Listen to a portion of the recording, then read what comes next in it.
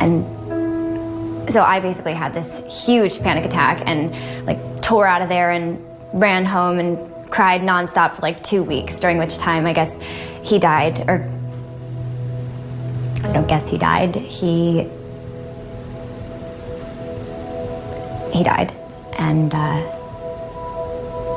now when I think about it, I mean, I guess I really dodged a bullet.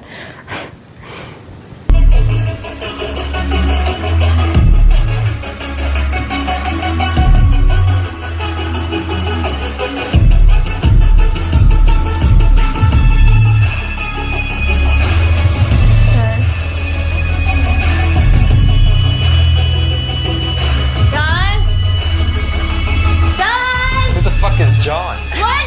Who the fuck is John? Who the fuck are you? Who the fuck are you?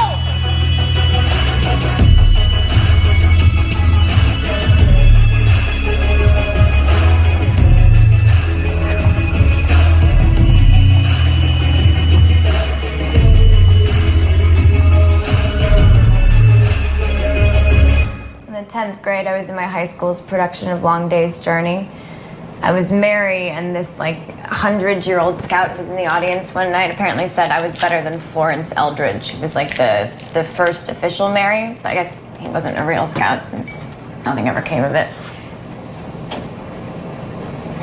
I mean, that wasn't even the good night. The first night we went up, it was my first time in a play, my first time in front of an audience, and somewhere in the second act, I got to this place where I was just completely, I don't want to sound too whatever about it, but all my ego fell away, all my self-consciousness, and I wasn't posturing or playing something. It was like I was lifted out of myself, or not lifted, like dissolved. Almost.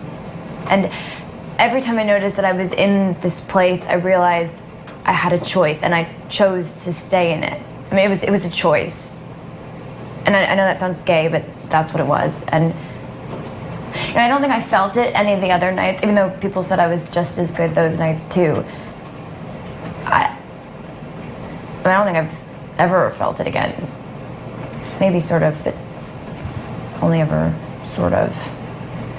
You know, I also don't believe that those things just go away forever either. I mean,